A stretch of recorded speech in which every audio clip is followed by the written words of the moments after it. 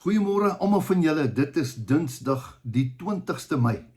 Lekker koel hier in Pretoria, so even sy ou reentjie en jy kan tydelik voel, dit is nou tyd vir 'n wessie. En vir julle manne wat so koud kry soos ek, ook 'n long john, né? Ja, ek weet in die Vrystaat draai julle 2 onderbroeke of wat daai tipe van ding. Ek lag vir julle, ek kry koud en ek kan nie help nie. So hy sal my altyd sien dat ek 'n bietjie ekstra warm aantrek. Nou ja, ek wil nie daaroor praat nie. Ek wil praat oor hierdie naweek het ons 'n fantastiese naweek gehad. Jy moet een keer in jou lewe moet jy op so 'n naweek gaan. Meneer, dis die grootste bate wat jy vir 'n kind kan gee is jou tyd.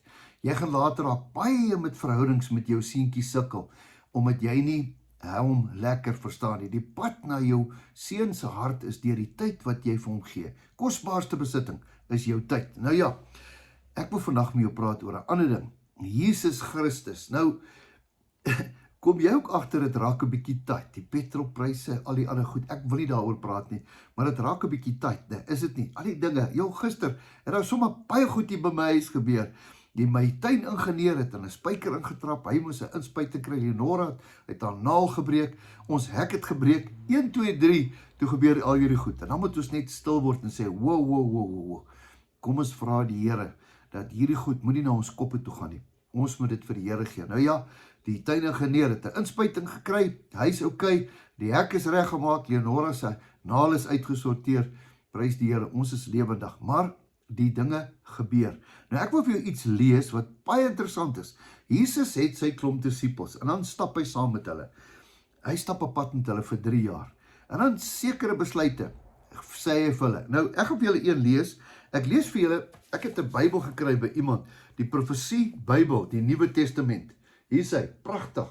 Dit is 'n baie besonderse Bybel. Iemand het dit vir my geskenk. Nou toe kom oopmaak vanmôre, kom ek hier by die volgende ene uit, die Evangelie volgens Markus. Markus, en ek lees vir jou Markus 6 vers 49. Hoor 'n bietjie wat gebeur hier. En onmiddellik, wat beteken onmiddellik? Dadelik het Jesus sy disippels verplig. Die ou vertaling sê, hy het hulle beveel. Nou beveel beteken, hey manne, klim nou dadelik in daai boot in. Wel, ek dink as Jesus praat, dan kan jy seker nie terugpraat nie. Hoekom? Ek het nog te goed om te doen, wat? Klim dadelik in die boot in. Wel, dink nou mooi, al daai interessante karakters, hulle klim in die boot in, en nou sê hulle vir mekaar, waarna toe gaan ons? Wat is die plan? Gaan ons ergens preek? Gaan ons ergens bedien? Is iemand siek? Hoekom gaan ons? En Jesus klim nie in die bote nie. Hier gaan ons. Hy gaan ons nou los. Hier gaan ons nou invaar. Ons gaan nou hier ronddobber. Jy's reg, dit het gebeur. Maar hoor mooi, maar Jesus het 'n plan gehad. Hulle het nie geweet nie, maar Jesus het 'n plan gehad. Ek wil dit vir jou ook sê. Vanmôre beveel hy jou ook dalk om sê, klim in die boot.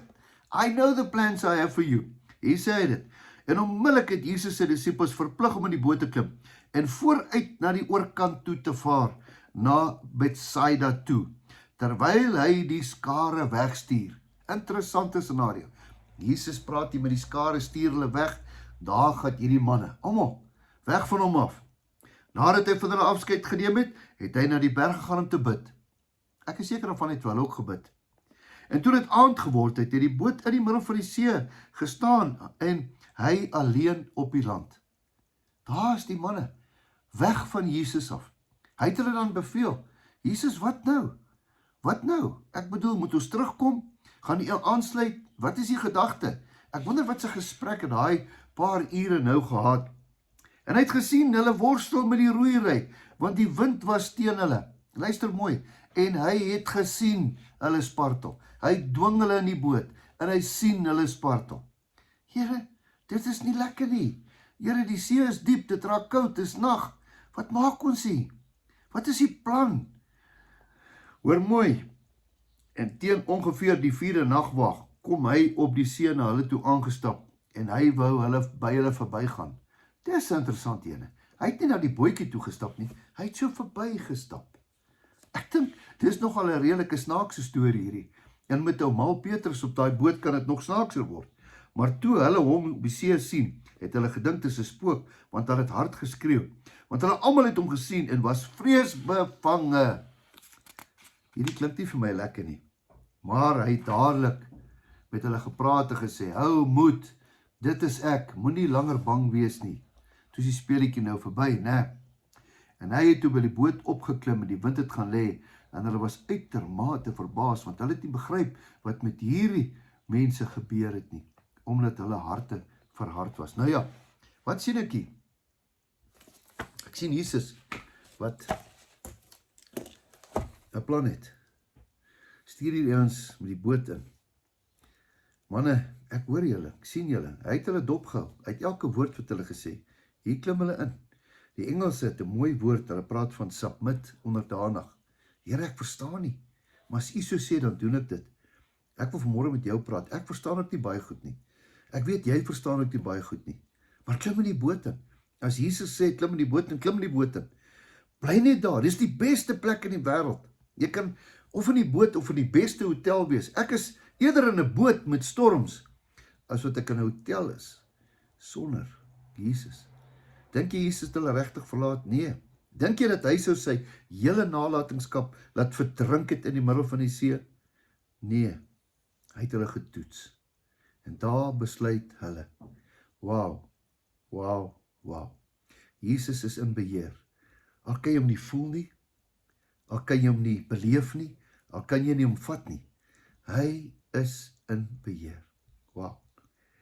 Ek wil vanmôre vir jou sê, al voel jy is alleen in die boot, al voel jy skreeu en Jesus hoor jou nie. Jesus is by jou. Hy het 'n belofte gemaak. Ek sien jou nooit verlaat nie. Vanmôre wil ek vir jou bid. Here, dankie, al is ons in die boot, al is die storms daar, al voel ons alleen, al kry ons koud, jy gaan ons nie drop nie. Dankie daarvoor. Ons loof en prys U naam. Amen. 'n Geseënde dag spreek ek oor jou. Beste lê nog voor. Goedheid en guns sal jou al die dae van jou lewe volg. Totsiens, tot 'n volgende keer.